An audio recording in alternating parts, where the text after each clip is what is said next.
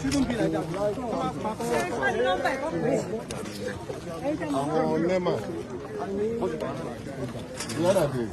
They are around. Nema and Sema, they are around. Ojo Olape. I think they are collected.